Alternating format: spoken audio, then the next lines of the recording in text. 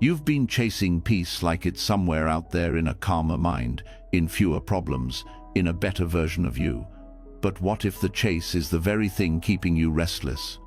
They told you you'll find peace when everything's done, when you've healed, when nothing's wrong. But the truth? That moment never comes. And deep down, you know it. Because no matter how much you check off the list, no matter how quiet the room is, your thoughts keep running. Regrets from the past, fears of the future, what ifs, what next? Why can't I just sleep? Here's the secret Buddhist monks have known for thousands of years. Peace doesn't come when your life is perfect. It comes when your mind stops clinging. Clinging to control, clinging to identity, clinging to thoughts that were never yours to carry. And the practice that sets you free. It's not force, not escape, it's understanding. A quiet seeing that emptiness isn't scary, it's freedom. That the space between your thoughts isn't a void, it's a doorway. Tonight, we're going to walk through that door together. You'll hear teachings that dissolve the need to grasp, to fix, to hold on. And slowly, your mind will loosen its grip. Your breath will soften, the spinning will stop, and you'll finally feel it.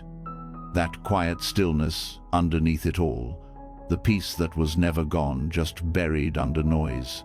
This isn't just another bedtime story. This is the beginning of something real. A gentle letting go, a return to now, to the you that's been waiting underneath it all. Are you ready? Let's begin. So many people search for peace in loud places, in accomplishments, in other people, in endless scrolling late at night, hoping to feel something different. But the present moment doesn't shout, it whispers. And most of us are too tense, too clenched, too far from ourselves to hear it. Right now, there's tension in your face you don't even know you're holding, around your jaw, between your eyebrows, behind your eyes. A tightness that doesn't just stay in your skin, it echoes through your entire nervous system. You've learned to wear this tension like armor, as if relaxing means you're weak, as if softening is giving up. But the Buddha taught something different. He smiled, not to pretend, not to impress, but because a soft face is a doorway to a soft mind. That smile wasn't a performance, it was a practice. A mirror of metta, loving kindness. That subtle, peaceful curve was a message not just to others, but to himself. A reminder, this moment is safe, this breath is enough, and compassion isn't something you give only to the world. It starts in your body.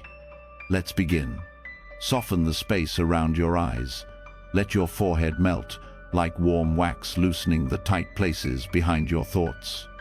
Release your jaw, that silent grip that tries to hold control even while you sleep. Let it go, let it hang, let it feel strange for a moment. You're not doing it wrong. You're finally doing it consciously. This simple act, relaxing your face, sends a message to your entire body. It's okay to rest. You are not in danger. You don't need to prove anything. You're not under attack. For many, tension becomes so familiar, it feels like part of who they are. Like the only way to survive is to brace for what's next. But awareness is how you interrupt that pattern. Facial awareness, in particular, is where you begin, because it's visible, because it's where you express emotion before you even speak, because your face holds more than expressions, it holds history. Think about how the face reacts to emotion. It tightens in fear. It flattens in despair. It stiffens in anger. But in presence, in pure, gentle awareness, it softens. That's not weakness. That's your body remembering it doesn't have to fight the moment anymore. A calm face brings your mind back into alignment with now, because the mind listens to the body more than you think. When the face is tight, the breath follows, shallow, sharp. But when the face softens, the breath deepens, as if your lungs just realized they had permission to open.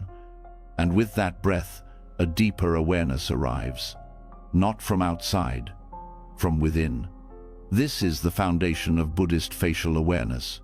It's not about smiling to appear spiritual. It's about becoming aware of how the face reflects your inner state and how it shapes it too. It's about letting go of unconscious tension over and over without judgment, just noticing, softening, returning. There is a hidden wisdom in the eyes too. When they're darting, chasing, or avoiding, it's a mirror of the mind avoiding itself. But when the gaze settles gently, without needing to grab anything, something profound happens. The world comes to you. You don't have to reach anymore. You can just see. Softening the eyes is not just a bodily gesture, it's a spiritual posture. In Buddhist monasteries, students are taught to rest the gaze slightly downward, unfocused but present, as they meditate.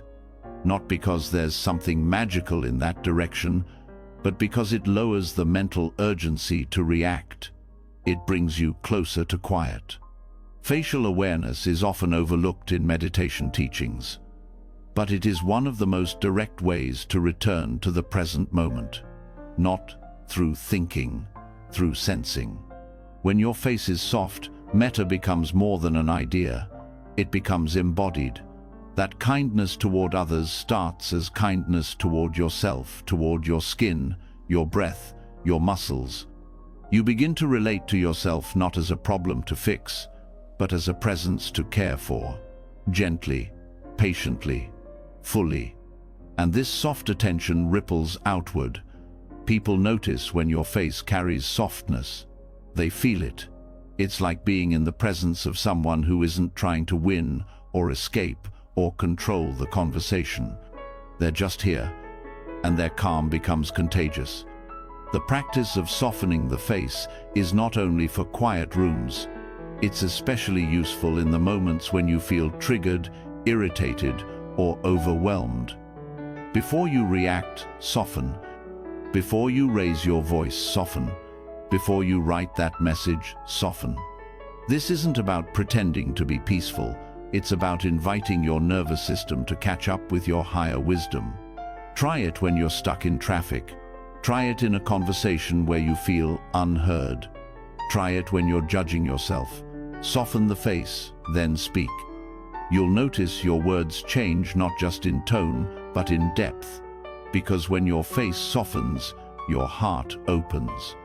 And when your heart opens, even hard truths come out as offerings, not attacks. Science now echoes what ancient Buddhists already knew. The vagus nerve, a key player in our rest and digest system, responds to facial expressions. A relaxed face helps regulate stress. It shifts you from survival mode to presence mode, and presence is where your power lives. This is not a one-time fix. It's a gentle habit, a secret return path. You won't always notice when the tension creeps back in. That's okay. The point is not to be permanently relaxed. The point is to be aware. And in awareness, you have choice. Each time you notice your face has tensed again, you get to begin again. That's the practice. No shame, no frustration, just beginning again. Even as you listen now, notice. Have you tightened anything without realizing it? Your mouth, your brow, your neck? Breathe into those spaces. Let them melt. You don't need to hold so much. This softness doesn't take away your strength. It's where your real strength begins. Because it takes courage to be present without a mask. It takes trust to let go of armor. And it takes love to sit with what you feel without trying to escape it. You'll also notice something surprising. As you soften your face, your thoughts change. The mind mirrors the body. A harsh expression fuels harsh thinking, but a gentle expression invites gentler thoughts. That inner critic, it starts to quiet. Not because you silenced it, but because it doesn't feel as welcome anymore. Softening the face also helps you sleep. Many people don't realize how much physical tension blocks deep rest. The muscles around the eyes and mouth often stay activated long after the day is over, as if they're still holding conversations that ended hours ago. When you soften your face before bed, you send a message to your whole being. The day is done. There's nothing left to solve. You are safe now. Let your cheeks fall away from effort. Let your tongue rest gently in your mouth. Let gravity hold you. You don't need to carry this moment. You just need to be in it. Some nights your thoughts will try to resist this peace. They'll say things like, "But what about tomorrow?" Or, "I didn't do enough," or, "I need to figure it out." Don't fight those thoughts. Don't chase them either. Just soften the face and return to the breath. Let the tension fade before the story fades. This is how the Buddha smiled, not as a performance, but as a presence. He wasn't ignoring suffering. He was offering a different relationship to it. One of kindness, of acceptance, of space. Your soft face can hold your sorrow. Your soft face can hold your joy. You don't need to pick one. You don't need to push anything away. You just need to soften and stay. Because this moment doesn't need you to be perfect. It just needs you to show up gently, fully, honestly. So much of spiritual practice is about remembering what you already know. And your body knows more than you think. Your face knows how to smile without effort. Your breath knows how to soothe. Your awareness knows how to rest. When you're present, truly present, your face reflects that truth, not with forced peace, but with relaxed aliveness, with an openness that says, "I don't have to hold it all anymore." And in that openness, something beautiful unfolds. You stop trying to be somewhere else. You stop rushing the now. You stop believing peace is somewhere far away. Because it's right here, in the space between your brows, in the corners of your lips, in the breath that moves in and out without being told. Softening the face is one of the simplest things you can do, and it might just be the most powerful, because it brings you back not to some ideal version of you, but to the you that's always been here underneath the tension, the kind one, the quiet one, the present one. And as you drift towards sleep, you don't have to try to remember all of this. Your body remembers for you. Your breath carries it. Your soft face reflects it. Right now, your only job is to let go of the holding. Let go of the chasing. Let go of the fixing. Soften and stay. When the body softens, the breath deepens.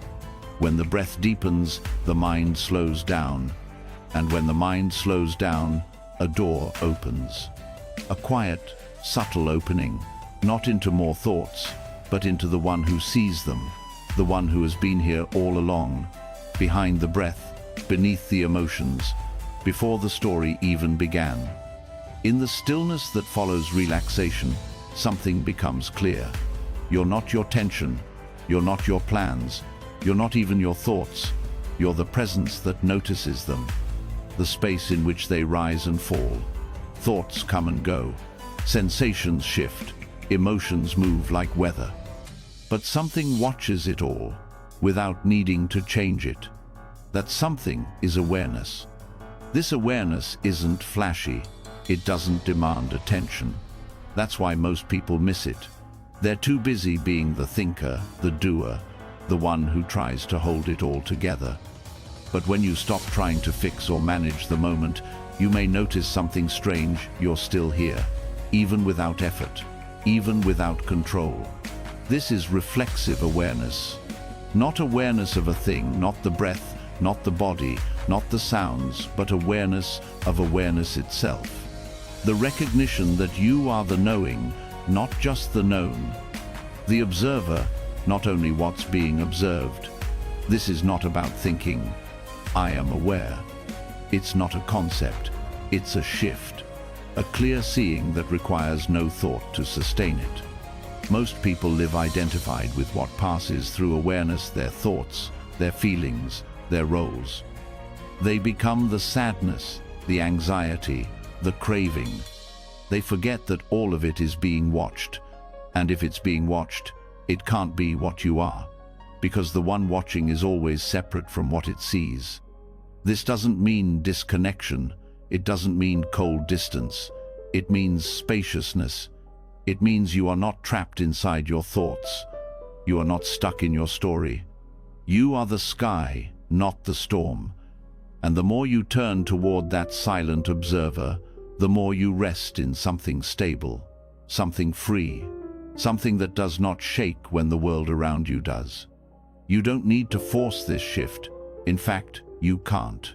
You can only notice. You can only stop chasing the next moment long enough to realize this one is already full. Not with content, but with clarity. With a kind of gentle alertness that doesn't need to move. The practice is simple, but not easy, because the mind is used to objects.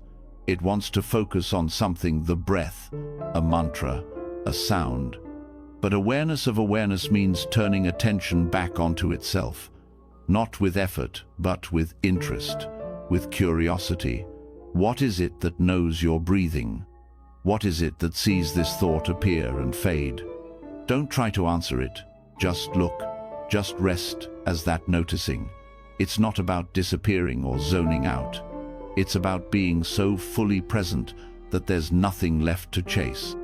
The need to define, label, and judge loses power. What's left is just being. This is the heart of many advanced Buddhist teachings. In Dzogchen and Mahamudra traditions, they speak of the view, the natural, effortless awareness that underlies all experience. It's not something you create, it's something you uncover, like wiping steam off a mirror that's always been clear underneath. But this is not just for monks or mystics.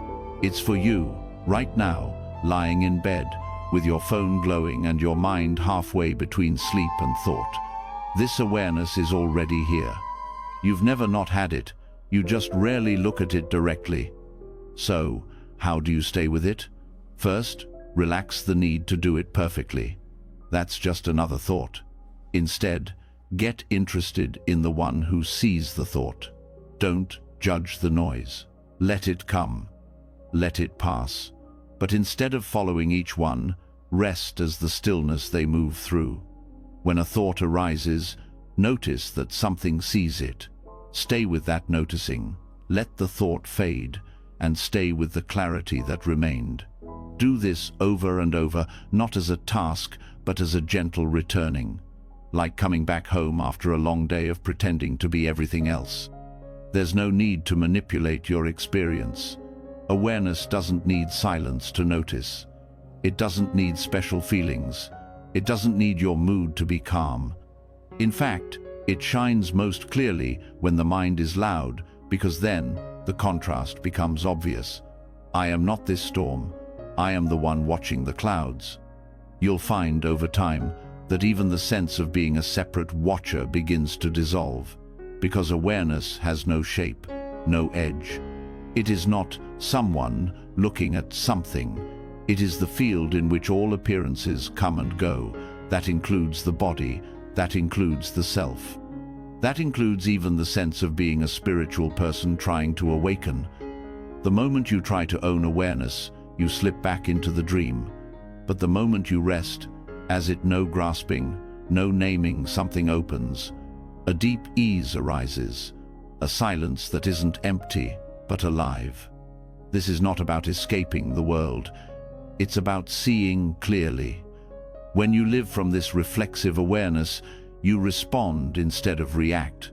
You see others not as characters in your story, but as expressions of the same presence. Compassion flows naturally, judgment softens, because you know they, too, are struggling with storms they think they are. Awareness is not emotionless, it feels everything. But it doesn't get pulled under, it doesn't lose itself. It holds everything gently, with space, with patience, with love. You may notice that in this space, nothing really needs fixing. The present moment reveals itself as whole.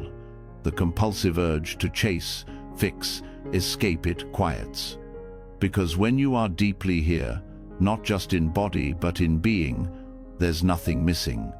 Even the question, "Am I doing it right?" becomes irrelevant, because the one asking the question is seen, and once it's seen, it's no longer you.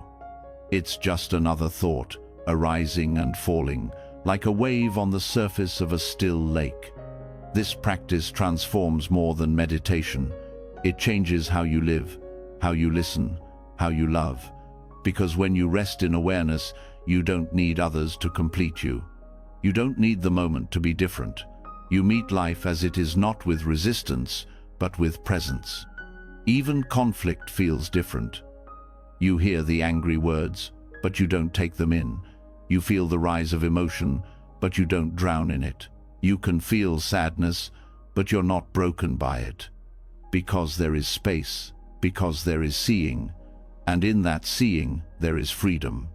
Let yourself be guided by this awareness tonight. As thoughts rise, don't chase them. As memories flicker, don't resist them. As sensations shift, just watch. Don't try to change what you see. Let it all be as it is. The only thing that matters is the seeing itself. And when you lose it, when you get caught in a thought or swept into a daydream, that's okay. Come back, not by force, but by recognizing that awareness was never gone. Only your attention wandered. And now it returns. Even as you drift toward sleep, awareness doesn't end. It becomes subtler. It remains as the background of dreaming, of rest, of deep silence. You don't need to hold on to it. You just need to let go of everything else. Tonight, let this be your practice. Not watching the breath, not focusing on the body, but gently, wordlessly, watching the watcher. Resting in the clear, open presence that is always here, even when the mind is loud, even when the world is messy, even when everything feels uncertain. This is your refuge, not because it hides you, but because it frees you. Not because it makes the world go away, but because it shows you the truth behind it. You are not the storm, you are the sky. You are not the thought, you are the space it appears in. You are not the waves, you are the depth. There's nothing to figure out, nothing to hold. Just this. Stay here, in this simplicity, in this openness. Let awareness watch everything rise and pass, and know that none of it touches what you truly are. Just rest, just be. Even in silence, awareness remains. It doesn't fade when thoughts do. It doesn't depend on the breath or the body. It simply is, always present, always still. But if awareness is so steady, so infinite, why do we feel like we're constantly running out of time? The pressure isn't coming from the moment, it's coming from the mind's idea of time. There's this ticking behind your thoughts, this countdown that says, "You're late, you should have done more, you're running out." This isn't presence, this is stress disguised as structure. And Buddhist teachings point directly to this illusion that time, as we hold it in our minds, is not as real as we think. Shunyata, often translated as emptiness, doesn't mean that nothing exists. It means that things don't exist in the fixed, separate way we believe, and time is one of the biggest illusions we live under. It seems solid, but it's not. It seems real, but it's an idea. And once you see this, stress begins to lose its grip. Right now, you're not experiencing time. You're experiencing this moment, just this. Not the past, not the future, not the years or the deadlines, only this unfolding experience. The breath, the feeling of your body on the bed, the sound of this voice. That's all there ever is. What we call time is just the mind stitching together memories and projections and calling it real. This might sound strange at first, but look closely. Can you find tomorrow anywhere in your direct experience? Can you touch the past, except through thought? When you stop clinging to those thoughts, when you settle into presence, what remains? Nothing but now. and that now is timeless. The problem is that we've built our lives around a fabricated structure, schedules, clocks, deadlines. We've made time the master, and we've become its servants. Even in moments of rest, part of us is calculating. How long until I fall asleep? How many hours left? How much time did I waste today? But the now doesn't ask those questions. It doesn't count minutes. It doesn't measure worth in productivity. It simply unfolds fresh, spacious, unrepeatable. When you let go of your grip on time, you return to this unfolding. You start to live rather than track. This doesn't mean you stop being responsible or forget appointments. It means you stop identifying with the anxious voice that treats every moment like a race. You do what needs doing, but without the inner panic. Without that subtle voice that says, "You're behind." There is no behind in presence. There is only what's here. Shunyata also reveals that time has no fixed essence. Just like a wave can't exist on its own, it needs the ocean. Time doesn't exist apart from awareness. It's a mental construct, a map, not the territory. And when you mistake the map for reality, you suffer. You feel like life is slipping through your fingers. But the truth is, you're always in it. You can't fall behind life. You are life. Stress about time comes from comparison. You compare this moment to another, real or imagined, and decide whether it's enough.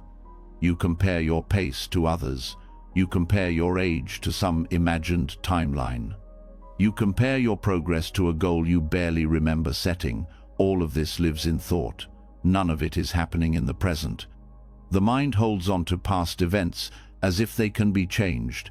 It anticipates future outcomes as if they can be controlled. But in doing this, it leaves the only place where peace exists right now. Every worry about time is a story. Every regret, every rush, every not yet or too late, it's just mental noise. When you look directly, you'll see there's nothing there. This recognition brings freedom. Not freedom to do anything you want, but freedom from the fear that you're not doing enough. You don't have to outrun the clock. You just have to return to the moment that doesn't move. This moment has no age, no deadline, no pressure. It's whole on its own. It doesn't ask you to hurry. It welcomes you as you are. In Buddhism, practitioners are encouraged to sit and observe their thoughts. Not to get rid of them, but to see through them, to see their emptiness. When you sit and watch the mind talk about time, deadlines, expectations, you start to see how repetitive it is, how reactive, how unnecessary. You begin to realize the past isn't alive. It's a pattern in your mind. The future isn't waiting. It's a projection. Neither is holding you. Only your belief in them is. When that belief relaxes, so do you. Your body starts to follow. The muscles unclench. The breath deepens.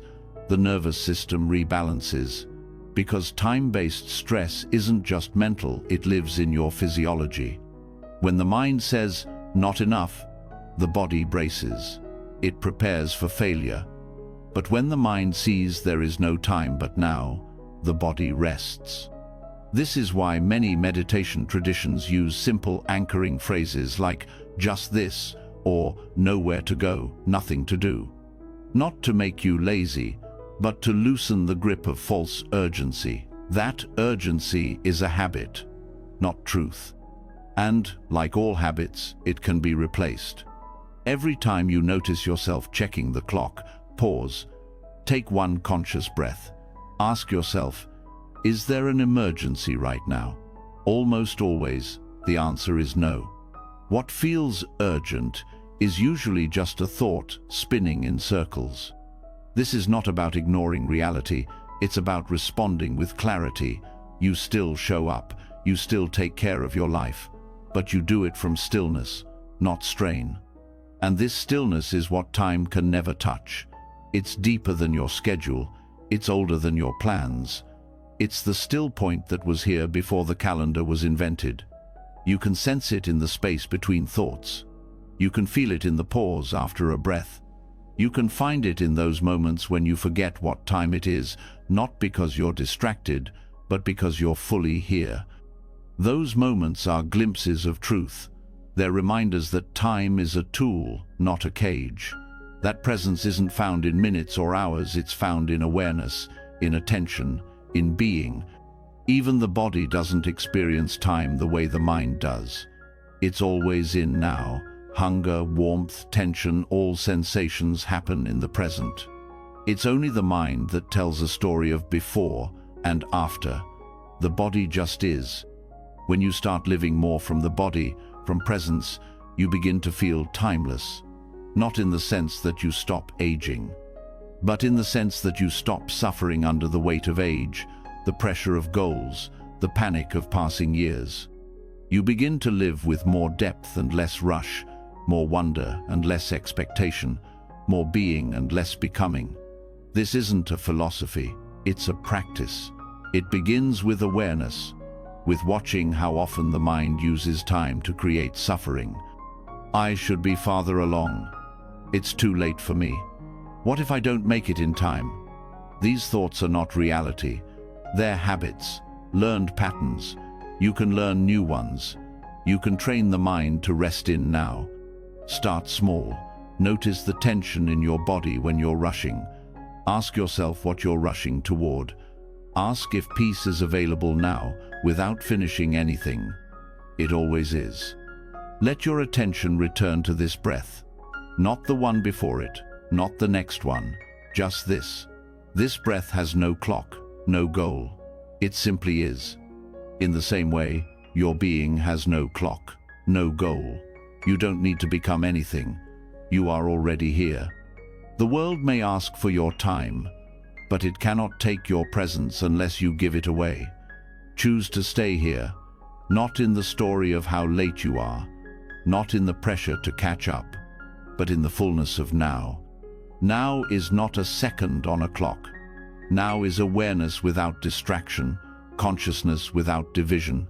It is whole, complete, untouched by the mind's games. When you rest in this now, the weight of time lifts. You feel spacious, not because anything changed, but because you stopped measuring, you stopped resisting. You let this moment be enough. And it is. It always was. When the weight of time falls away, what's left is space open, silent, unmeasured. In that space, peace is natural. But peace doesn't mean life stops. The phone rings, someone knocks. A loud voice cuts through the quiet. Suddenly, presence feels broken. The moment is no longer calm. Your body tightens, frustration builds. And the mind says, this wasn't supposed to happen. But the moment is never broken, only your expectation of it is. Interruptions aren't problems, they're invitations. Unexpected sounds, delays, disruptions. These are not mistakes in your practice, they are the practice. In Buddhism, even the most ordinary moment is sacred if met with awareness, and nowhere is this more true than in interruptions. Distraction is not a failure, it's a doorway. Every time you're pulled from presence, there's a chance to come back. The bell you didn't ask for might be the bell you needed. The car horn, the text message, the unexpected noise in the hallway. These can all be reminders to return if you meet them with mindfulness. This shift in perspective changes everything. Instead of fighting the world to stay calm, you let the world become your teacher. The interruption becomes a bell of awakening, not because it's pleasant, but because it's real. And mindfulness isn't about clinging to quiet, it's about showing up fully, even when it's loud. The reason interruptions feel irritating is because they collide with control. You had a plan for the moment, a rhythm, and the disruption throws that rhythm off.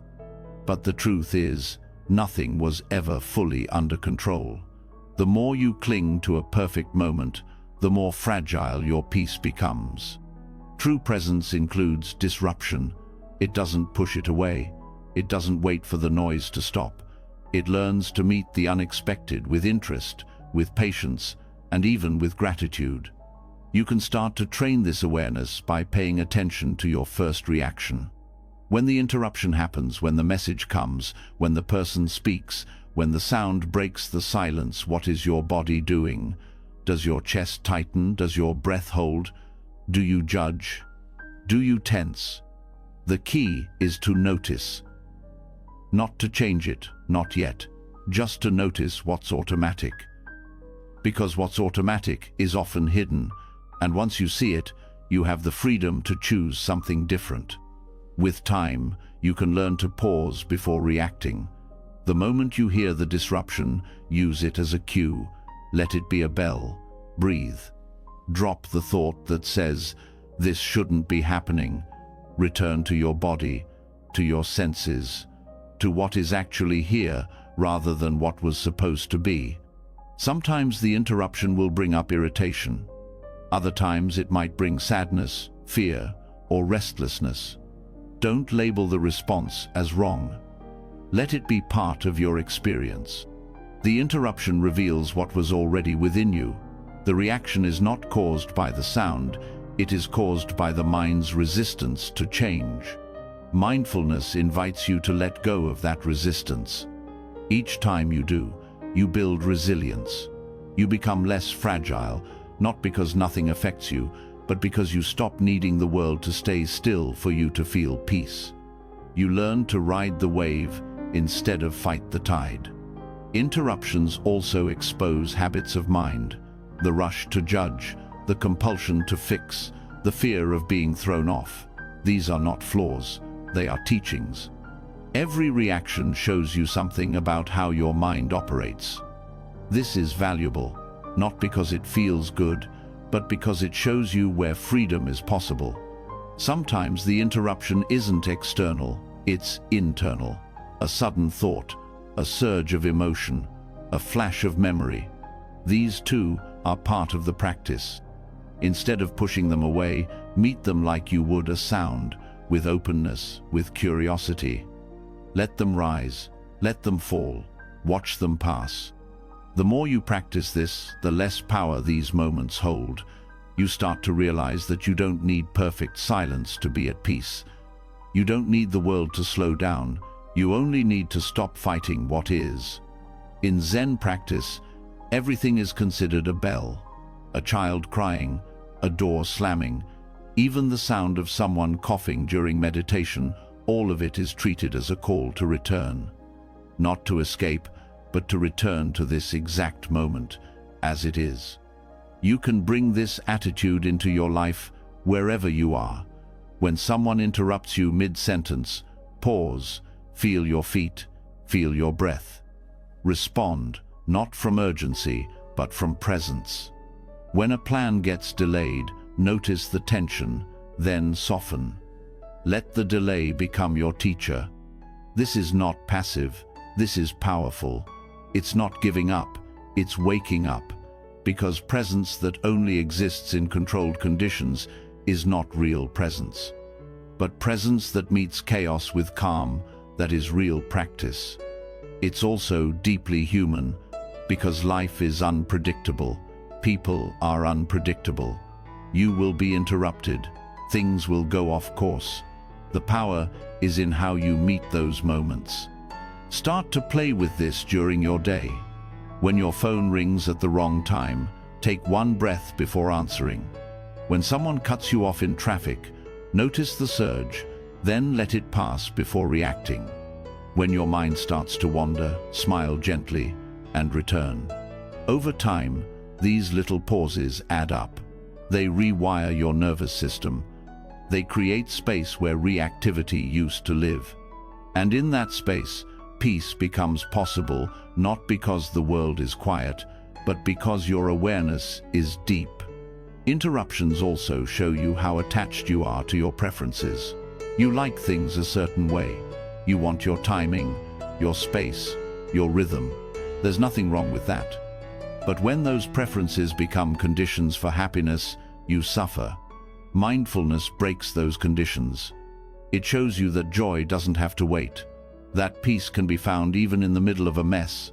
That clarity can arise even when everything is noisy. The key is attention.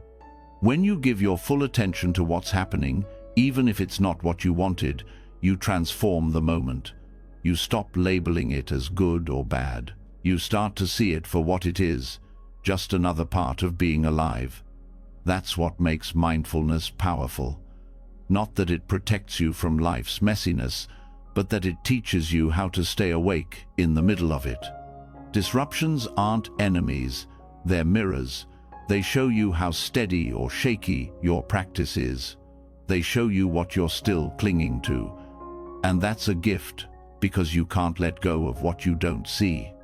Every time something throws you off, ask, what was I holding on to? What expectation got shattered? What part of me wanted control? Then breathe, release, begin again. This is how practice deepens, not in stillness, but in motion, not in silence, but in noise, not in perfection, but in what interrupts it. Even now, as you listen, you may hear background sounds. The world doesn't pause for your practice, and it doesn't need to. Awareness isn't fragile. It can hold everything, the sounds, the movement, the unexpected, without collapsing. This is what freedom feels like. Not distance from the world, but openness to it. Not insulation, but integration. You no longer avoid life. You meet it fully. You meet it kindly. You meet it with curiosity, even when it interrupts your plans. And you begin to see every moment is a doorway. Even the ones you didn't choose, even the ones you wanted to avoid. All of them lead you back to now, to breath, to awareness. Let each interruption become a friend, a call, a reminder. You don't need silence to be still. You don't need control to be calm. You don't need perfection to be present.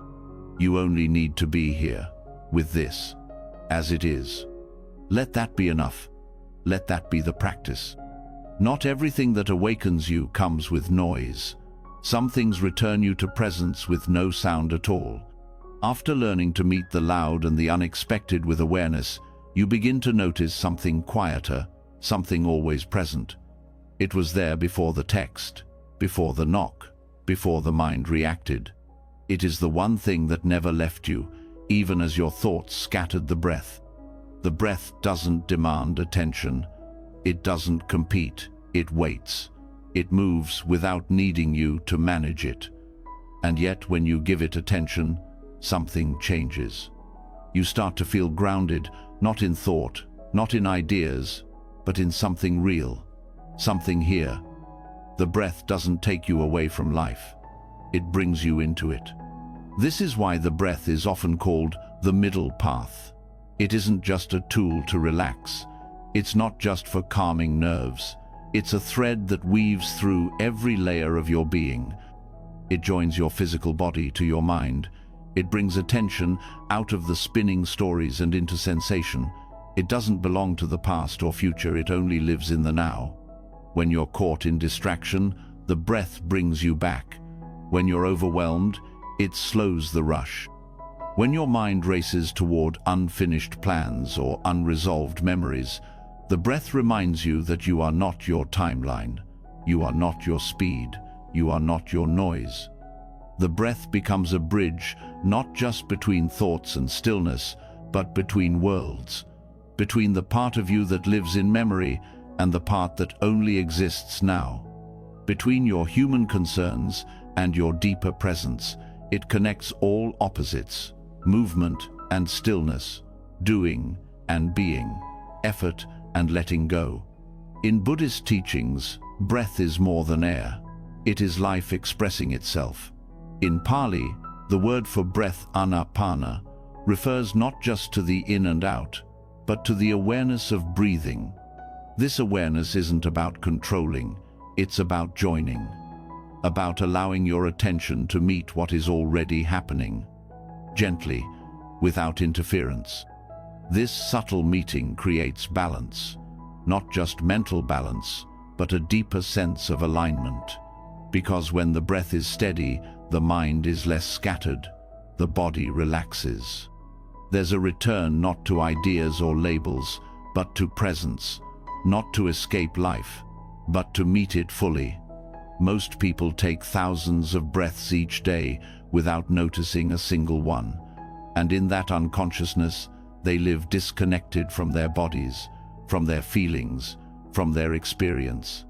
But breath awareness brings you back to your humanity. It reminds you that you are alive now, not in a concept, but in a felt reality. Breathing can also guide you through difficulty. When you're sad, the breath shortens. When you're afraid, it tightens. When you're angry, it holds. These changes happen quickly, without asking. But once you notice, you can work with them. You can return your breath to its natural rhythm, and in doing so, you return your system to balance. This isn't about ignoring emotion. It's about creating space for emotion without being taken over by it. A deep breath doesn't erase pain, but it softens the grip of it. It doesn't remove anxiety, but it reminds you that you don't have to be swept away by it. Breath is the first step in self-regulation. It is presence made physical. Every breath is also new. No two are the same. This means each one is a new chance, a fresh beginning. You don't need to wait for the next day, or the next retreat, or the next goal. The next breath is the return. Right here, right now. The more you train your attention to rest in the breath, the more you begin to feel its subtle intelligence. You'll start to notice how the breath responds to your attention, how it lengthens naturally when you're calm, how it shortens when you're distracted. You start to develop a relationship with it, not as a function, but as a teacher. In many contemplative traditions, the breath is not just used as a tool, it is treated as sacred. It is seen as the first expression of life and the last thing to leave at death. Everything in between is connected by breath. It doesn't belong to any one religion. It belongs to life itself. Using the breath as a bridge also helps integrate the body into awareness. It's easy to get stuck in the head, analyzing, interpreting, spinning. But when you return to the breath, you return to the body, to the chest rising, the air moving through the nose, the belly expanding and falling. These sensations don't require thinking. They bring you out of concept and into contact. You stop theorizing about presence and start feeling it. The more you feel, the more grounded you become, not just in meditation, but in daily life. Breath also creates rhythm. A steady breath creates steady presence. An unsteady breath reveals where tension lives. You don't have to judge the breath. You just need to notice it. This noticing, without controlling, begins to relax the entire system. You may also find that your breath reveals things you weren't conscious of. A tight inhale might show you where you're holding fear. A shallow exhale might reveal a reluctance to let go. The breath becomes a mirror, reflecting back the inner state. And like any good mirror, it doesn't lie. When you develop intimacy with your breath, it becomes a refuge, not something you run to only in panic, but something you rest in throughout the day. You check in, you return. It becomes a home you carry with you. You begin to respond to life differently. When something difficult happens, your first move is not reactivity. It's a breath. That pause, that moment of feeling the air move, is enough to change the direction of your reaction. You become less automatic, more intentional. This changes how you speak, how you listen, how you think. Instead of rushing to fill silence, you breathe through it. Instead of reacting from habit, you create space. In that space, awareness flows in, wisdom flows in. The breath also connects you to others. When you're in conversation, both of you are breathing. There's a shared rhythm, a shared humanity. In mindful communication, you breathe as you listen. You breathe as you speak. This slows everything down. It makes the exchange more honest, more grounded. Even conflict feels different when approached from the breath. Instead of matching someone's tension, you return to your breath. You root yourself. You speak from the calm, not the chaos. This is not weakness. It's power rooted in presence. Breath is also key to emotional processing. Instead of suppressing feelings, you breathe into them. You let them arise, be seen, and pass. The breath gives them space. It makes you spacious enough to hold what comes. This holding is not detachment, it's deep presence. It's meeting your life without running. The breath also builds concentration. It gives the mind something steady to rest on. When thoughts pull you away, you return to the breath. You learn not to judge the wandering, but to appreciate the returning. Each return strengthens mindfulness. Over time, the breath becomes more than a focus point. It becomes a reminder of your choice. You can always return. You can always pause. You can always meet this moment again, with less urgency and more care. The breath is also kind. It doesn't punish, it doesn't argue. It gives and gives again. Even when you forget it, it continues. It supports you through every experience. And when you finally return to it, it welcomes you with no conditions. Breathing also reminds you of impermanence. Each inhale arises and fades. Each exhale leaves and is gone. Clinging to the breath is impossible, just like clinging to any moment in life. The breath teaches you to meet, to feel, to release. This is the rhythm of presence, of life, of awareness. You begin to live with more sensitivity. You notice subtle shifts. You respond to needs before they become emergencies. You feel more alive, not because your life changed, but because your attention did.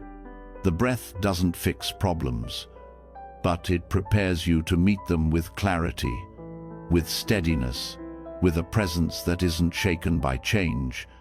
Every breath you notice is a return to this moment, not the idea of now, but the felt, lived, sensory now. It links your human body with something bigger, with awareness itself, with the mystery of being, with that quiet knowing that this right now is enough. Stay with the breath. Let it guide you. Let it show you what it means to be here. Not reaching, not escaping, not waiting.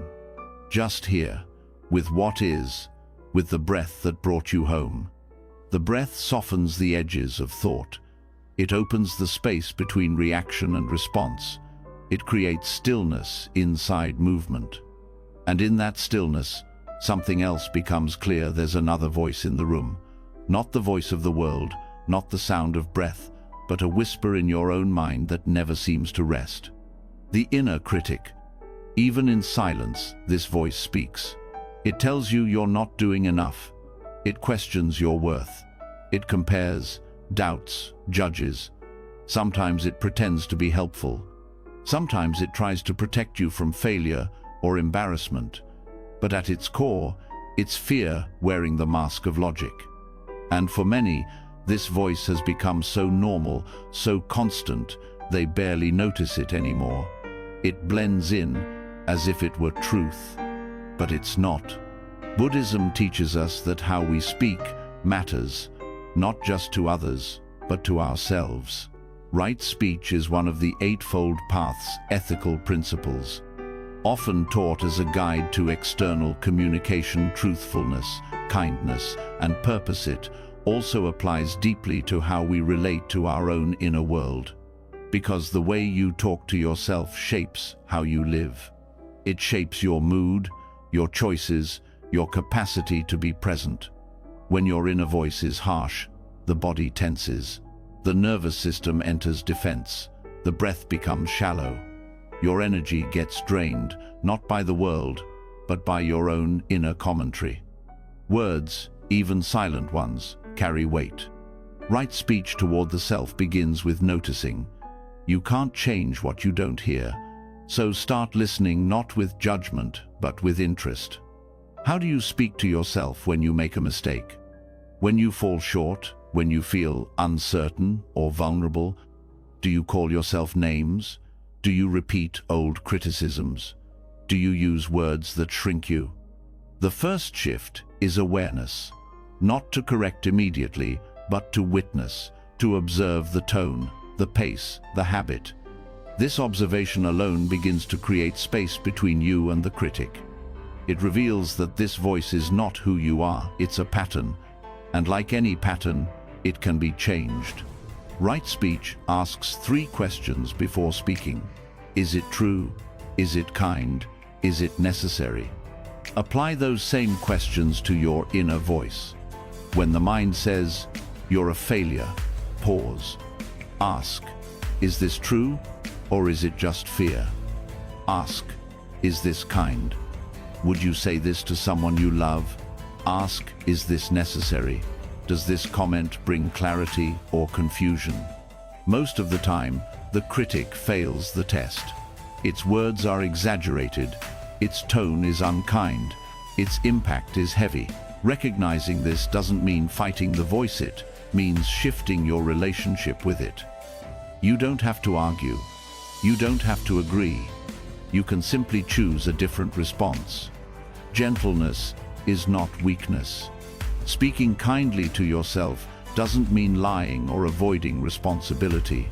It means staying close to the truth without adding unnecessary pain. It means treating yourself as someone worthy of care. Instead of saying, "I'm so stupid," say, "I made a mistake, but I'm learning." Instead of saying, "I'll never get this right," say, "This is hard right now, and that's okay." Instead of collapsing into judgment, lean into curiosity. Curiosity opens doors that judgment slams shut. You begin to see that most self-criticism is rooted in fear. Fear of not being enough, fear of being rejected, fear of falling behind. But fear is not a good teacher. It may feel urgent, but it rarely brings wisdom. When you shift your inner voice from fear to compassion, something deep inside starts to relax. Right speech also involves timing. Speaking to yourself harshly in the middle of a struggle is like throwing a rock at someone who's already fallen. Wait, pause. Let the emotion pass before you speak. You don't have to fix everything immediately. You don't have to have answers. You only have to be present. Presence is often more healing than solutions. The inner critic also tends to speak in absolutes: always, never, can't, should. These words create tightness. They shrink possibilities. Replace them with softer language. Instead of, "I'll never figure this out," try, "I'm working through it." Instead of, "I always mess up," try, "Sometimes I struggle and I'm growing." Small changes in words create big shifts in energy. It's not about being positive all the time.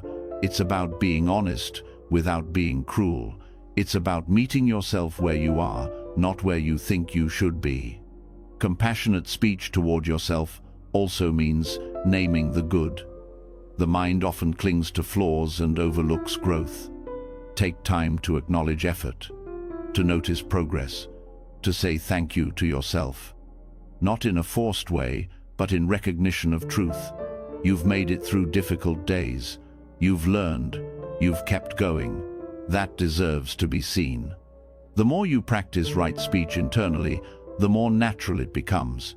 It's like watering a seed. At first, the soil might feel dry, the words might feel awkward. But with time, new growth emerges. A different tone, a different relationship with yourself. One that's grounded in understanding, not judgment. This practice also brings humility. It shows you how many of your struggles are made heavier by your own thinking. Not because you're flawed, but because no one taught you another way.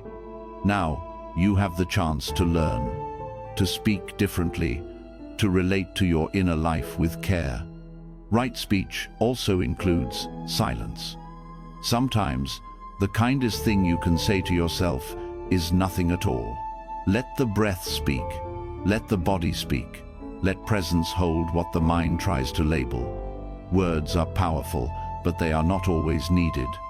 Create space between thoughts, between reactions. Let the silence teach you. Let it soften you. This practice also affects how you relate to others. When your inner voice becomes gentler, your outer voice follows. You become less reactive, less harsh, more patient, more real. You stop projecting your inner war onto the world.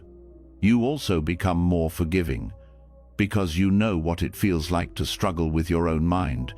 You know what it's like to stumble.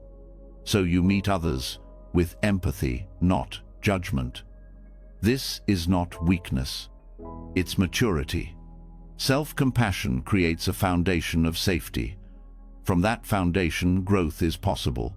Change becomes easier, not because you push harder, but because you feel supported by your own attention. This shift is not instant. It's gradual. It unfolds over time. But every moment you choose a kinder word, every time you soften the tone, you are training your mind. You are planting seeds of peace. Eventually, the critic loses its grip.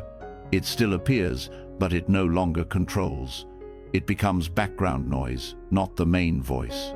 And in its place, something else arises, a voice of wisdom, a voice of presence, a voice that doesn't rush or judge or demand. That voice speaks from the breath, from the body, from awareness. It says, "You're doing your best." It says, "This moment is enough." It says, "Stay." Let that be the voice you trust. Let that be the speech you return to. Gentle, honest, present. When the voice inside you softens, the world outside begins to sound different too. The pressure lowers, the tone changes. You no longer rush past the present moment, trying to escape your own thoughts. You start to hear life again, not as background noise, not as something to filter out, but as part of your experience, as something alive, as something worth listening to. Sound is one of the fastest ways to return to presence. It happens instantly, without needing effort. Before a thought forms, before attention drifts, sound reaches you. It is constant, whether loud or soft, clear or subtle. You don't have to search for it. You don't have to analyze it. You just have to let it in. Auditory awareness is the practice of full listening, not to words, but to raw sound. Not to meaning, but to vibration. It is mindfulness through the ears, and it's often overlooked. People chase silence as if that's the goal, but the present moment includes sound. The hum of the fridge, the wind moving past a window, the click of footsteps, the rustling of fabric. All of it is here. All of it can bring you back. The beauty of this practice is that it asks for nothing extra. You don't need special equipment or a meditation cushion. You only need to listen, not with the intention to judge or fix, but with the intention to receive, to become aware of sound as it is, without resistance. This kind of listening isn't passive, it's alive. It wakes you up from thought. You stop narrating your experience and begin to feel it directly. Sound is not just a background to life, it's a doorway into it. You can begin with whatever is already here. Close your eyes, even for just a moment, and allow the ears to open fully. Notice the closest sound, then the farthest, then the space between them. There is always a rhythm, a layering, an unfolding. And unlike the inner voice, sound has no commentary. It just moves. It doesn't argue. It doesn't plan. It doesn't replay the past. It arises, lasts briefly, then dissolves. This is presence in motion. This is the now made audible. You may notice how often the mind filters sound. It decides what to pay attention to and what to ignore. It calls one thing beautiful and another annoying. It holds preferences. But when you practice pure listening, you drop the labels. You let a car horn be no different from a bird call. You hear tone, pitch, texture, not story. This changes your relationship with your surroundings. Sounds stop being problems and start being experiences. Even something previously irritating can become interesting. A dripping faucet becomes a pattern. The hum of traffic becomes a low drum. You begin to feel less like you're being interrupted and more like you're being reminded to return. Every sound is a call to be here, not in thought, not in memory, but in your body, in your senses, in your awareness. Listening also teaches humility. You realize how much you usually talk over reality, how often you fill silence with assumptions. When you start to truly listen, you let the world speak, and it always has something to say. Sound grounds you in the moment, but it also deepens your connection to space. You become aware of distance, direction, movement. You feel yourself in relation to everything around you, not as separate, but as part of a larger whole. This is embodiment through sound. It also helps calm the nervous system. When you listen without resistance, you shift from reaction to receptivity. You're no longer tensing against noise, you're allowing it to pass through you. This teaches your body that not every sound is a threat, that you can stay soft and alert at the same time. You don't have to like every sound, but you can let every sound become part of the moment. This openness is what transforms your experience. You can take this practice into daily life. Listen while walking, not just to music, but to the world around you, the sound of your shoes, the leaves moving, the rhythm of distant voices. Let it all in, just as it is. When you eat, hear the utensils, hear the chewing, the water being poured, the sigh that comes after swallowing. Nothing needs to be added, only received. Even during conversation, auditory awareness changes everything. You don't just hear the words. You hear tone, pacing, pauses. You become present with the person, not just their message. You stop preparing your reply and start truly listening. This changes connection. It brings depth. It creates space for understanding beyond words. Listening in this way also reveals your inner state. When you're tense, sound feels intrusive. When you're open, sound becomes part of the flow. Your reaction to sound teaches you about your relationship with the present. And it's not just about external sound. Internal sound matters too. The subtle ring in the ears, the sound of breath, the pulse in your head. These too can be noticed. They are part of your landscape, and they shift as your awareness deepens. There's also the silence between sounds. This is not emptiness. It's not a blank. It's a space full of awareness. It's the background that holds every note, every tone. When you rest in this silence, you're not escaping sound, you're feeling its container. You begin to notice the ebb and flow. Sound, silence, sound again. Awareness remains steady. You begin to sense the stillness beneath movement, the quiet behind everything. This is the sound of presence.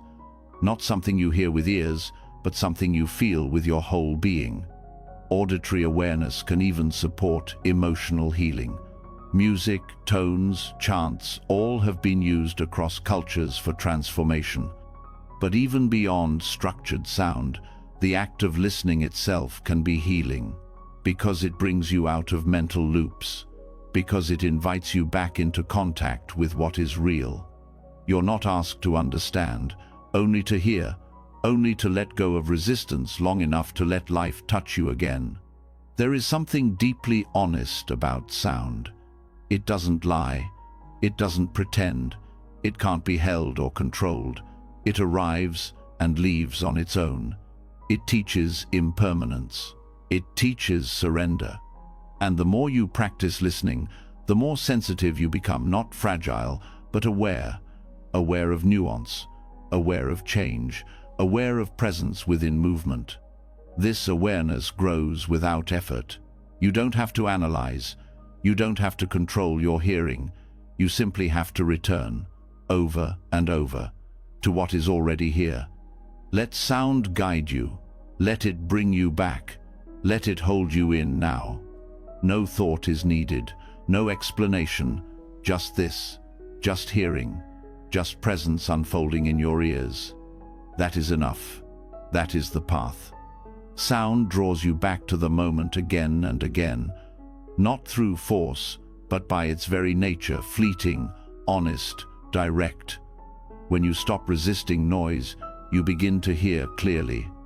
And once you've learned to receive the world through your ears, without judgment, a deeper challenge begins to surface, not just hearing sound, but hearing people.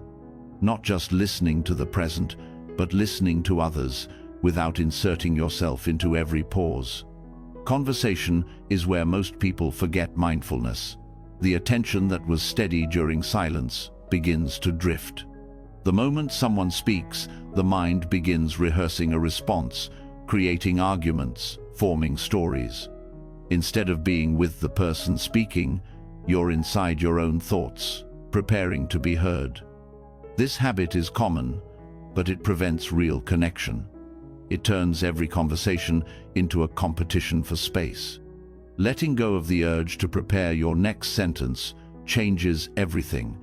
It's not about saying nothing, it's about being fully present before you speak. That pause, that willingness to wait, makes room for something real to arise. You stop reacting from old patterns. You start responding from clarity. This practice requires presence that is felt, not performed. It asks for honesty. It requires you to hold back the impulse to correct, to fix, to steer the conversation toward your comfort. And this takes courage, because it often means surrendering control. But in that surrender, something powerful happens. You start to actually hear the other person. Not just their words, but their intention, their emotion, their need. When you drop your agenda, the other person feels it. They feel the space around your attention. They feel seen, not as a character in your story, but as someone whole in their own right. That alone can shift the energy in a conversation. Defensiveness softens, walls come down, trust builds. This type of listening isn't passive. It's not about sitting quietly while planning your next opinion. It's active in a deeper sense. You're engaged not with your arguments, but with your awareness. You're attending to tone, rhythm, silence, and the emotions beneath the surface. You're meeting the moment without reaching for control. This doesn't mean you agree with everything you hear. It means you stay open long enough to understand before you evaluate. It means that instead of assuming, you listen. Instead of rushing to reply, you slow down. Instead of defending your position, you give space to theirs. This shift doesn't just make you a better listener, it makes you a more grounded person. The mind often confuses speed with intelligence, but wisdom speaks slowly. It doesn't shout over others. It listens fully and responds when it's time. That timing matters. When you speak from presence instead of preparation, your words carry weight. They come from depth, not reaction. They serve the conversation rather than compete with it. One of the reasons people interrupt or zone out during conversation is fear. Fear of being misunderstood, overlooked, rejected. The mind races to protect itself. It wants to stay ahead. But this urgency disconnects you from the now. The need to be right replaces the desire to relate. And connection suffers. When you release the need to control the outcome of a conversation, you begin to trust the process itself. You realize you don't need to win, you don't need to prove, you only need to show up, fully, honestly, without clinging to your image or your role or your knowledge. Letting go of clinging in conversation also means letting go of assumptions. The mind constantly projects, filling in blanks, finishing sentences, interpreting motives.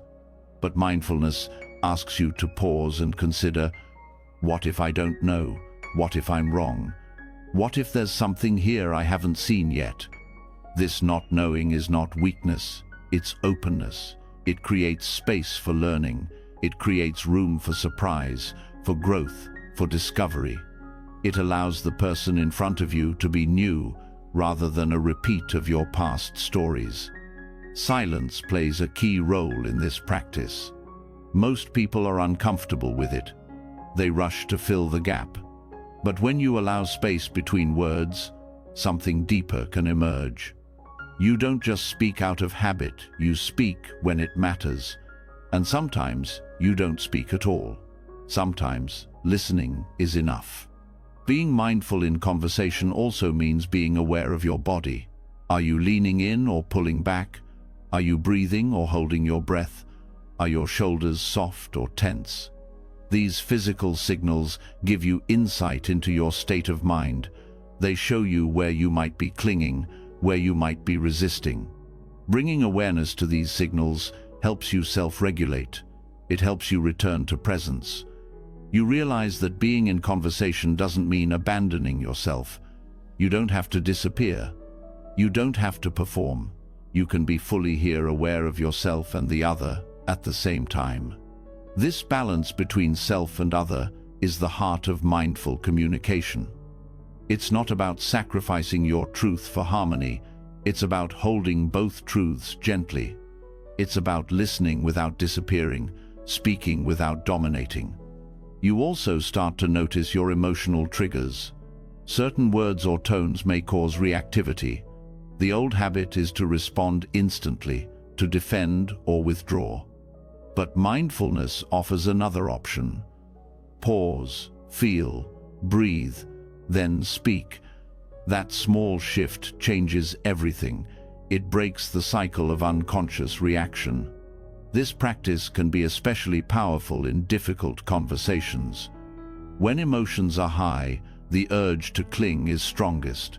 But if you can stay grounded, if you can listen without retreating, speak without attacking, then even conflict becomes a space for growth. You begin to see that the goal of conversation is not agreement. It's not control. It's understanding. And understanding comes from presence, not from winning. When you stop trying to manage how others see you, your speech becomes more honest. You stop editing yourself to maintain an image. You speak from truth, not from performance. This authenticity invites others to do the same. Non-clinging in conversation is also an act of compassion. It says, I care enough to stop planning my response. I care enough to let you speak without interruption. I care enough to be here. That care is felt. It's healing. Over time, this practice creates deeper relationships, not because you always agree, but because you trust each other to be real, to be present, to listen with the intention to understand, not to win. It also brings more peace to your inner life. The conversations in your head begin to shift.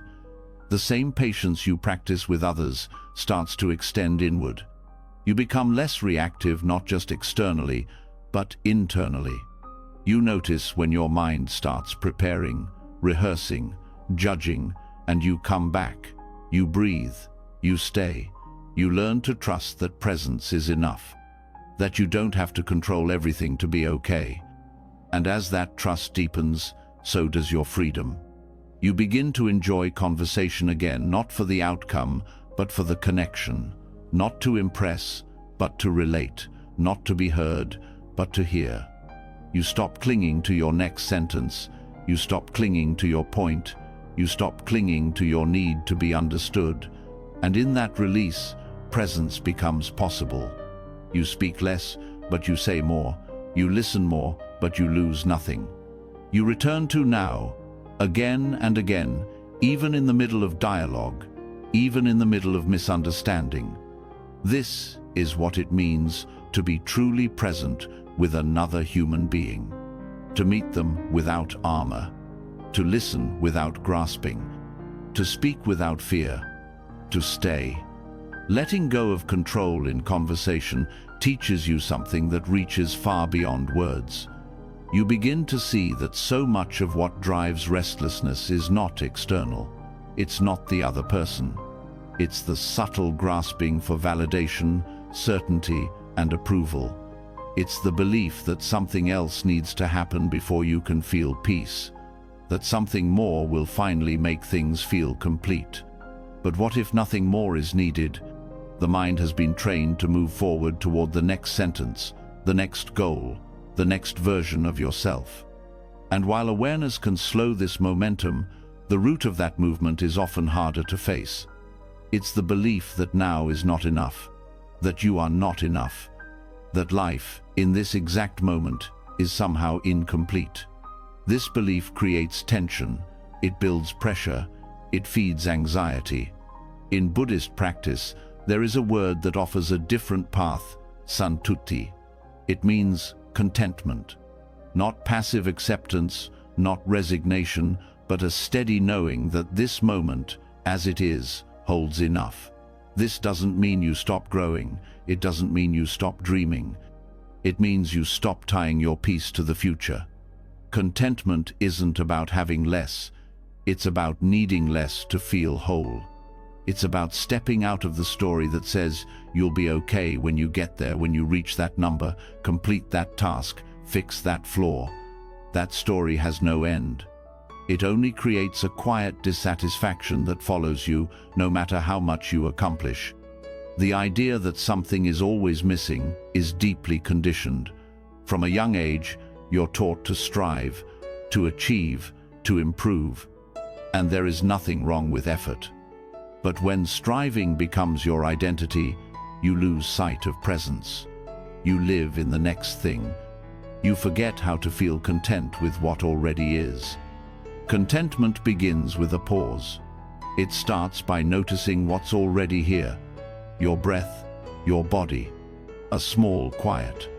It doesn't need to be impressive. It only needs to be real. Santuti invites you to turn toward your current experience, not with judgment, but with appreciation. Noticing that you are breathing, that you are supported, that this moment, even with its imperfections, is whole in its own way. The mantra of enough is not a sentence you repeat, it's a truth you live into. It says, I don't have to chase peace. I don't have to earn worth. I don't have to improve myself into happiness. I can rest in what's here. I can meet this life, right now, without turning it into a project. This practice doesn't deny pain. It doesn't ignore longing, but it holds those experiences with spaciousness rather than urgency. It allows sorrow to be present without becoming a problem. It allows desire to rise and pass without becoming your identity. You stop measuring yourself by what you haven't yet done. A big part of anxiety comes from a constant sense of lack, a belief that there's something you're supposed to be doing or being that you haven't yet figured out. Santuti cuts through that belief. It reminds you that the moment you're in is not a placeholder. It's not preparation for something better. It is your life. This doesn't mean you don't have goals. It means your sense of peace isn't postponed until they're achieved. It means you're not waiting for life to begin once you become a different version of yourself. You stop trying to outrun the now. You also begin to recognize the cost of never feeling satisfied. It shows up as burnout, even when you're achieving. It shows up as numbness, even when things are going well. When your attention is always fixed on what's next, you miss the richness of what's here. You miss the small joys, the quiet beauty, the ordinary magic.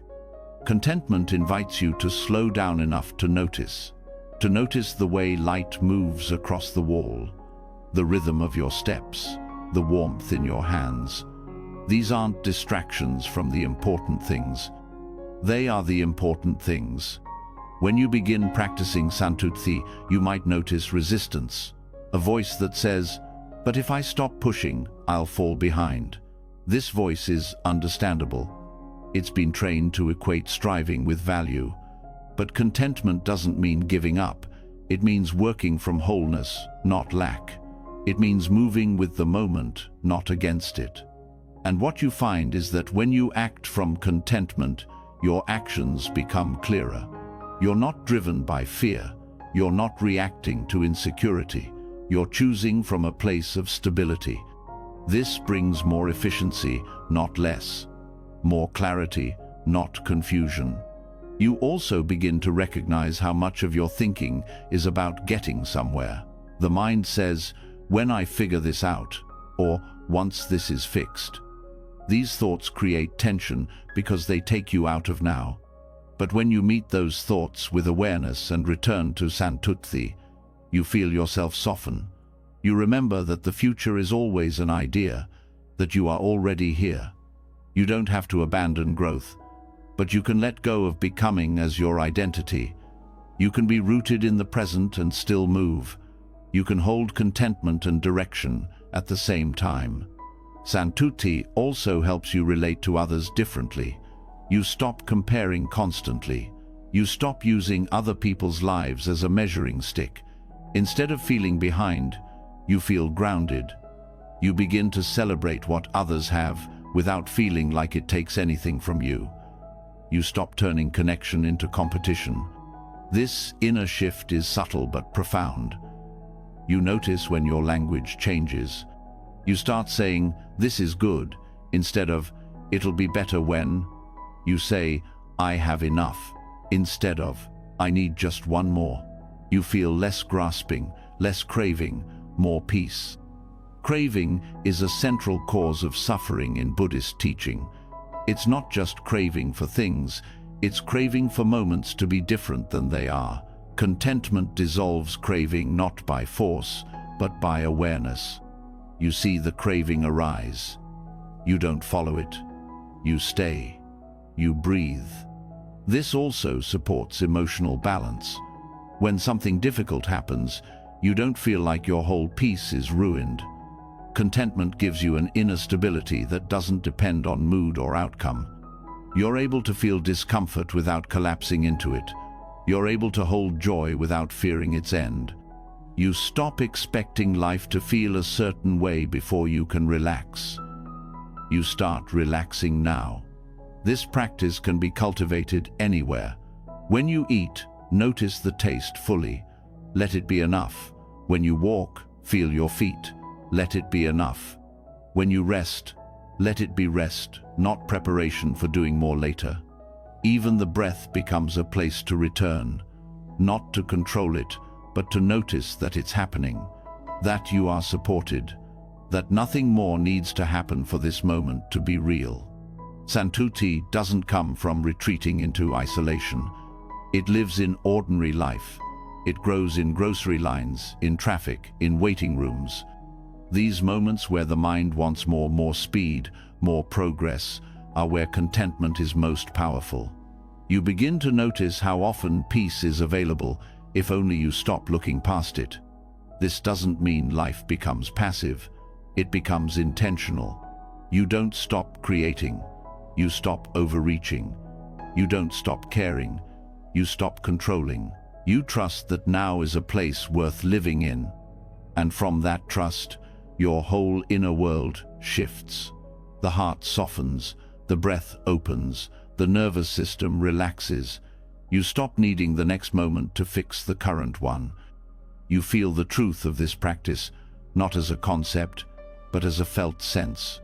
You know it not in your thoughts, but in your body, in the shoulders dropping, in the hands unclenching, in the sigh that rises without effort. That is the sound of enough. Let it guide you. Let it teach you. Let it root you in a life that no longer needs to be earned to be felt. The breath slows, the body softens, and something inside becomes still. After learning to feel the weight of striving, you've begun to understand the quiet power of enough. Contentment allows space to open where urgency once lived. But in everyday life, that sense of peace is constantly tested. You're pulled back into reaction by one small thing, a message waiting to be sent. That moment, just before clicking send, might feel like nothing, but it carries weight, it holds energy, it reflects your intention. And that second, the one you often overlook, is sacred. So many misunderstandings begin not in what was said, but in how quickly it was said. So much regret lives in those few seconds of impulse. When something is typed in frustration, or shared too soon, or said with a tone that wasn't meant, there's no way to pull it back. But what if that moment became a doorway into mindfulness? What if the space before the send button was treated as a practice? In Buddhist teachings, mindfulness is not limited to silence or stillness. It includes action.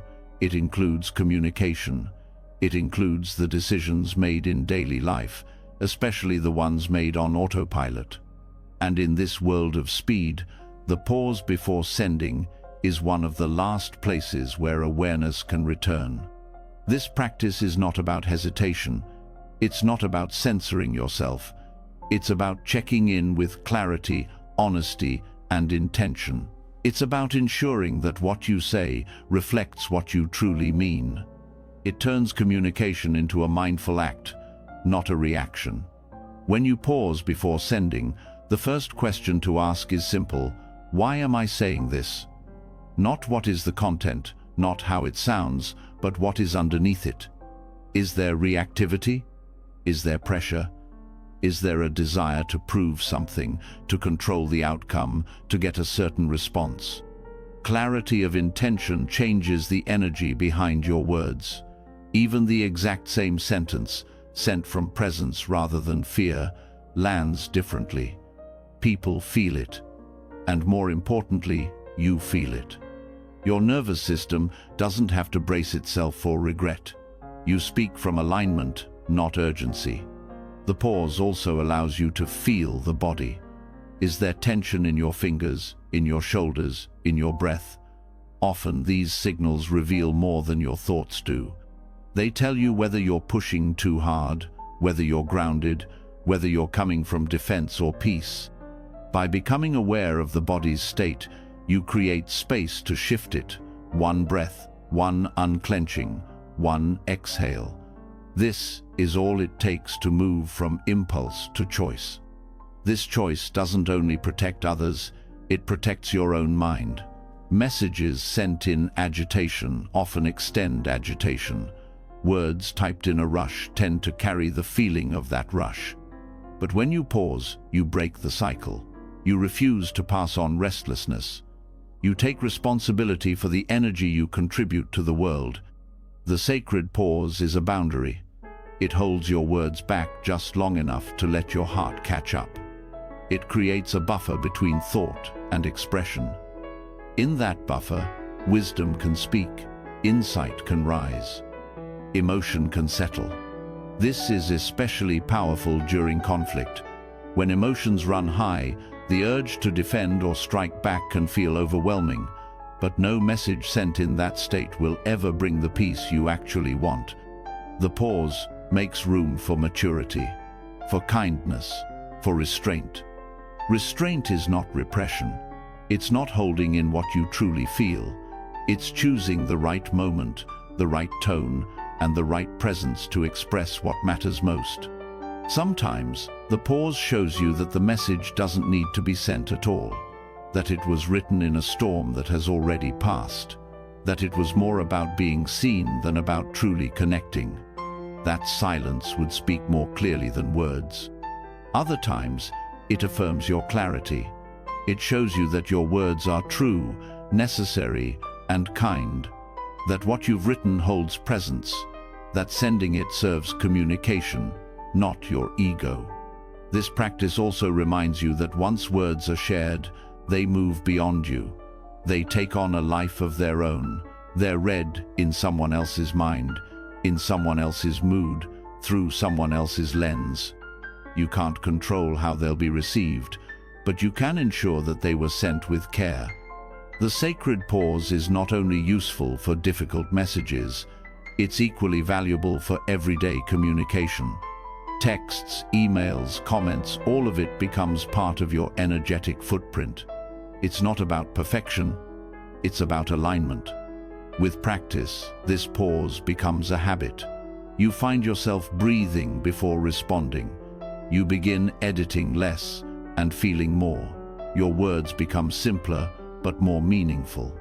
You speak less often, but with more presence. You stop filling space with noise.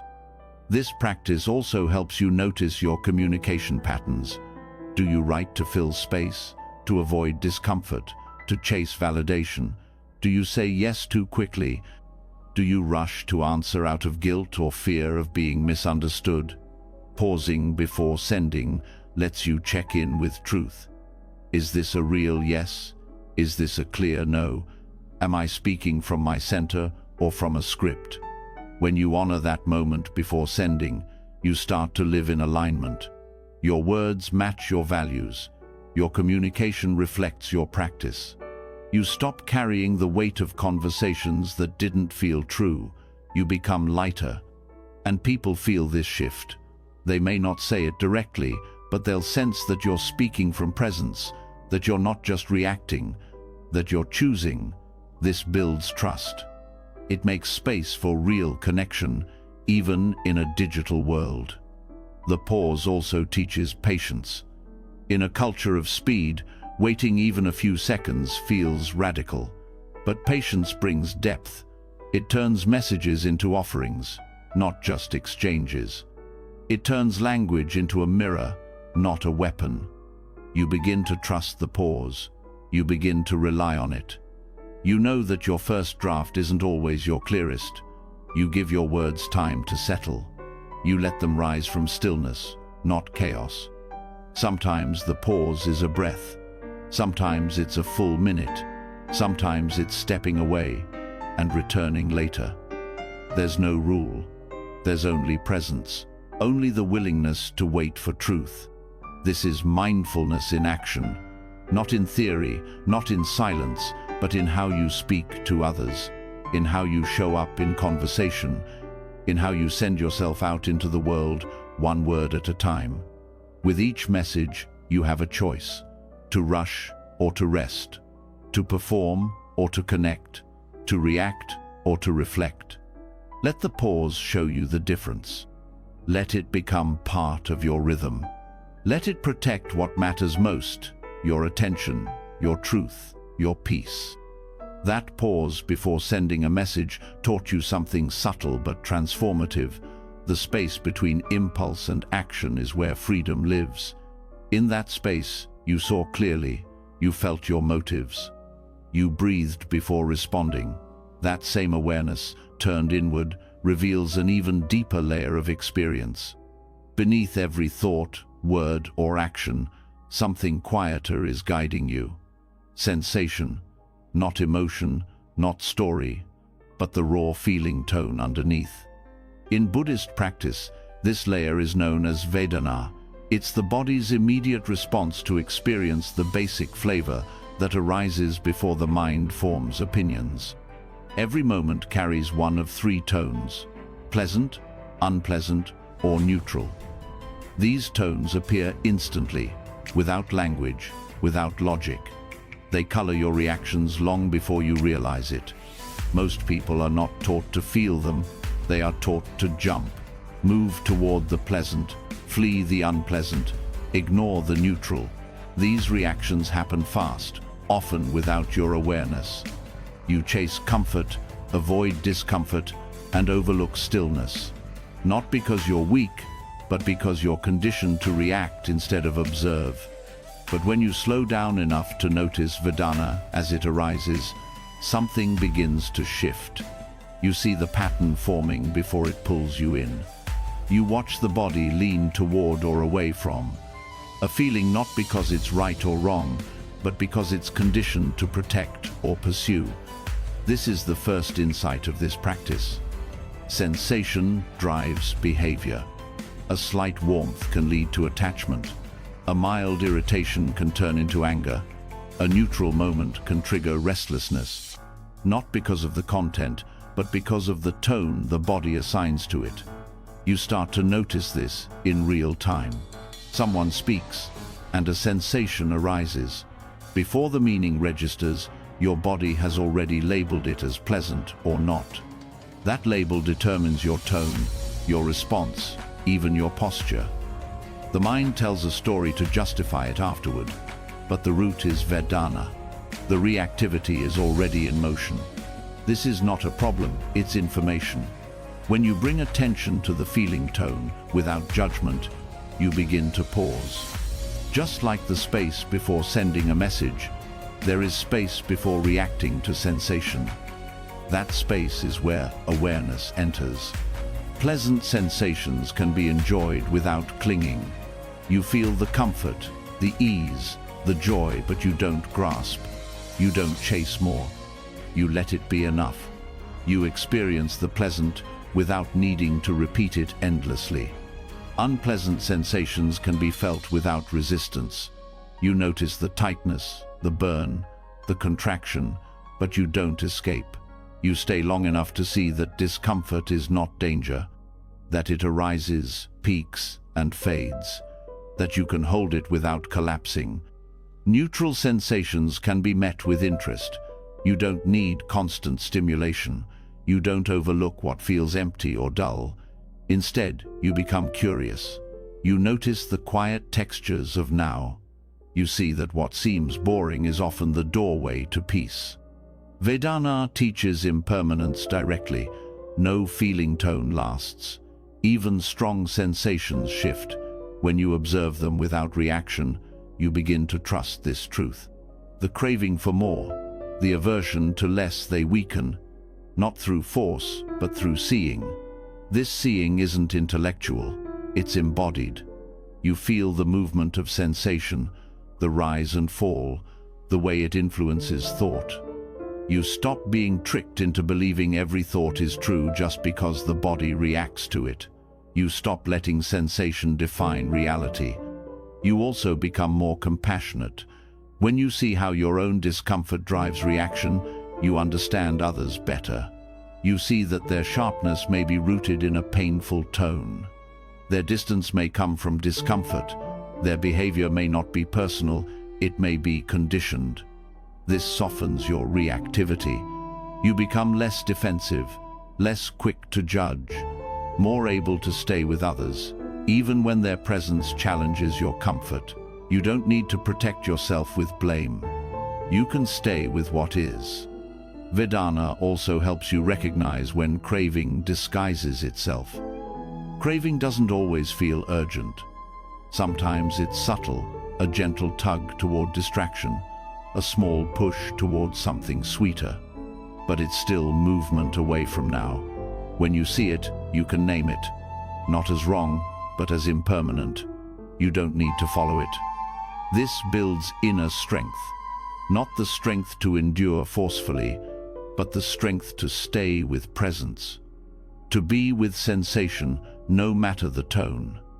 This is true equanimity, not becoming numb, not becoming indifferent, but meeting each tone with balance. You begin to see that the body is constantly communicating, not through language, but through feeling. It shows you what it likes, what it resists, what it overlooks. When you listen, you develop a new kind of intelligence, a wisdom rooted in direct experience. And when you live from this awareness, you suffer less, not because pain disappears, but because reaction softens. You stop fueling patterns with unconscious behavior. You respond instead of react. You stay instead of escape. Vedana practice also deepens your understanding of identity. You start to see how easily the self forms around sensation. I like this. I hate that. This makes me feel good. These become the seeds of attachment. But when you watch feeling tones without clinging, the sense of self begins to soften. You become more fluid, less fixed. You realize you are not your preferences. You are not your reactions. You are not your pleasantness or your pain. You are the awareness in which these tones arise. This seeing creates spaciousness. In daily life, this practice helps you navigate complexity. When you feel pulled by strong emotions, you pause. You check the tone beneath the story. Is this just discomfort? Is this a craving dressed up as urgency? Is this neutrality triggering boredom? You stay curious. You ask without judgment. You stay with sensation just long enough to let it speak. And often, what it says is simple: I'm here. That's all. It doesn't need fixing. It needs attention. This is mindfulness in its most refined form, not only watching thoughts or breath, but the tone of each moment, the flavor of now, the quiet tug behind every reaction. The more you practice, the more stability you build. Sensation no longer dictates behavior. Feeling no longer becomes fate. You are no longer pulled by every push or pushed by every pull. Instead, you remain. You rest in awareness that does not cling. You listen to the language of the body, but you don't become its echo. You observe tone, but you don't let it hijack your presence. This is liberation, moment by moment. The freedom to stay, the strength to feel, the clarity to respond. Let sensation rise, let it fall, let it teach you what's here.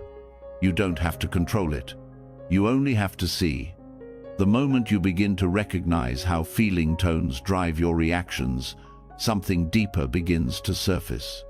You notice how often decisions are made, not with clarity, but with subtle craving or avoidance. Even the smallest action can arise from unconscious grasping. Nowhere is this more obvious or more overlooked than in your relationship with money. Money, by itself, is neutral. It's paper, metal, numbers on a screen. But the way you relate to it reveals so much. Not because money is spiritual or unspiritual, but because it reflects the mind's habits so clearly. How you spend, how you save, how you earn, how you give, these are expressions of inner states. They mirror what you value, what you fear, what you chase. In Buddhist teaching, the middle way offers a path between extremes, not too tight, not too loose. This principle applies not only to meditation or moral conduct, but to daily life. And when it comes to money, this middle path is often forgotten. People swing between hoarding and overindulging, between clinging and carelessness, between scarcity and greed. The tension is internal, but it manifests through financial behavior. When mindfulness is brought into financial decision-making, the goal is not perfection, it's awareness. To see what drives your choices. To notice if you're acting from fear, from habit, from pressure. This seeing does not require judgment. It requires honesty. And from that honesty, balance begins to form. Spending can be an act of generosity or an act of grasping. The same purchase, made with different intention, creates different results in the heart. When you buy something hoping it will complete you, or distract you, or numb discomfort, it becomes a form of escape. But when you buy with presence, with care, with enoughness, it feels light, clean, satisfying without needing to be excessive. The key is pausing. Just like the sacred pause before clicking send, there's a pause before a transaction that reveals a lot. What are you feeling? Are you trying to change your mood through consumption? Are you avoiding discomfort? Are you proving something? These are questions worth asking. They open space between the urge and the action. On the other side, saving money can be rooted in wisdom or in fear. It can reflect prudence and clarity, or scarcity and mistrust. The difference lies in the tone beneath the action. Are you saving because it brings peace and stability, or because you never feel safe, no matter the number? Again, the same behavior, different intention, different impact. Earning money also brings lessons. Many people tie their sense of worth to income. They begin to believe that more money means more value, that productivity equals identity. This belief creates stress, comparison, and constant striving. Mindfulness interrupts that pattern. It asks, who are you when you're not achieving? Can you earn without becoming what you earn? Can you work from joy rather than anxiety? The middle way with money means letting go of extremes, not through rules, but through inner reflection. You notice when spending becomes compulsive. You notice when saving becomes obsessive. You notice when giving becomes performative. This noticing brings choice. Generosity is an important part of Buddhist practice, but true generosity arises from contentment, not guilt. You give not to prove your goodness, but to share what you genuinely feel is enough. You don't give to fix others or to gain recognition. You give because you are no longer holding so tightly. At the same time, healthy boundaries are part of wisdom. Generosity doesn't mean giving beyond your capacity. It means giving in balance with mindfulness, with care, with understanding of impact. Sometimes the generous thing is to say no. Sometimes it's to invest in yourself. The balance is personal. The awareness is what matters. Mindfulness in money also shows you where your fears live. Many people carry unexamined beliefs. There's never enough. I'm bad with money. Rich people are greedy. If I relax, I'll lose everything. These thoughts are inherited, absorbed, rarely questioned. But they shape behavior. They shape stress. They create identity. Bringing awareness to these stories allows you to step out of them. You start to ask, is this thought true? Is it serving me? What happens when I believe it? What happens when I don't? You also begin to feel into the body's response to financial conversations. Does your chest tighten when talking about expenses? Does your breath shorten when opening bills? These signals show how money has become more than it is. They point toward areas that need softening, not just strategy. The middle way doesn't mean avoiding goals. It means holding them lightly. You can want financial stability without clinging.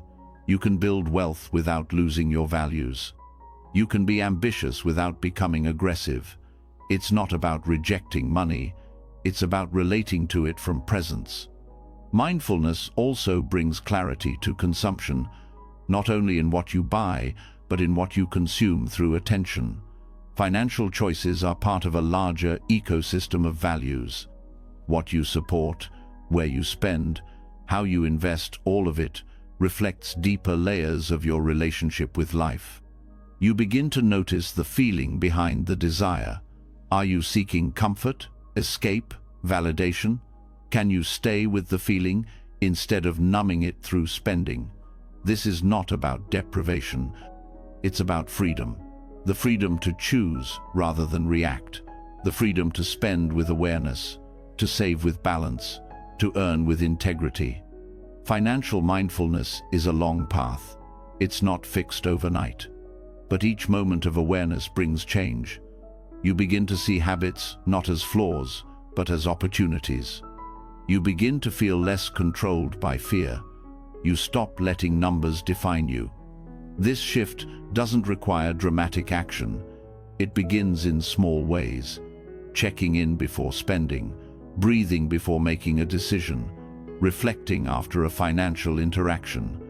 These moments add up. They shape new patterns. They build trust not just in money, but in yourself.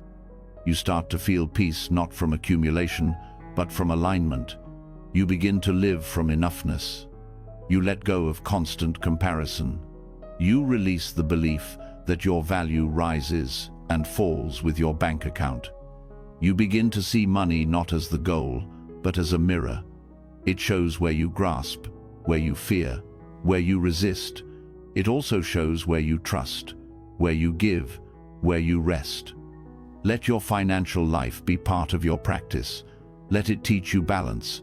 Let it reveal where you still cling and where you are free. Each transaction becomes a moment of mindfulness. Each choice becomes an invitation to return to presence. Mindfulness in money opens up a raw truth. No amount of control over material things can quiet the mind if the mind is always waiting for the result.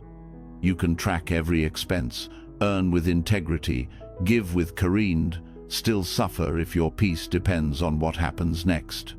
The craving to know how it will turn out, the hope that your actions guarantee a certain reward, this attachment to outcome quietly robs you of the moment itself. So much effort is spent trying to secure a future that hasn't happened yet. You act, and immediately the mind projects forward will. This work, will they approve? Will I succeed? Will it be worth it? But in this projection, something subtle is lost.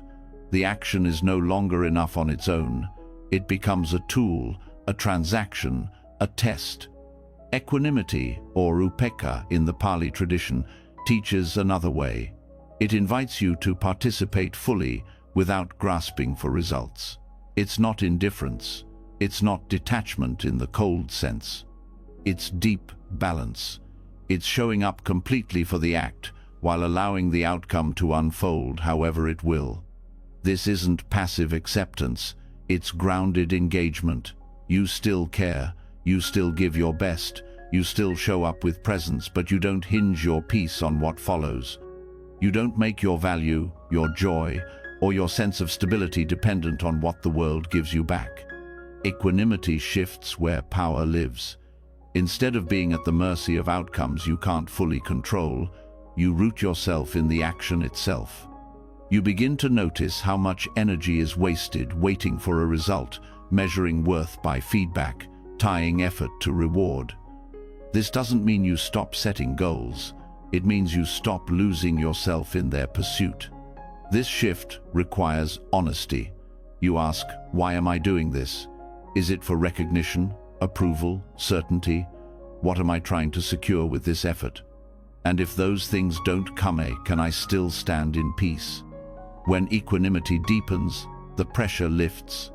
You stop forcing moments to go a certain way. You stop shaping your actions to guarantee praise. You begin to trust that right action, done with clarity, is enough. Whether it brings success or failure becomes secondary. This is not easy. The mind has been taught to measure everything by outcome, productivity, efficiency, results. But this lens turns life into a calculation. Equanimity restores it as a presence. It asks, can you love the doing more than the getting? In meditation, this means sitting without hoping for a perfect state. In conversation, it means listening without needing agreement. In work, it means giving effort without tying it to praise. In creative expression, it means offering your voice without needing applause. You don't give up excellence, you give up attachment. You keep your standards, but you don't collapse when they aren't met. You stay steady even when plans change, results fall short, or recognition doesn't arrive. Equanimity gives you this steadiness. It's not dramatic. It doesn't feel like a high. It feels like strength, quiet, rooted, unshaken. It lives in your breath when everything is uncertain. It lives in your posture when nothing goes as planned. It lives in your actions when there's no guarantee they'll be seen. You begin to move from a deeper place, not reaction, not expectation, but presence.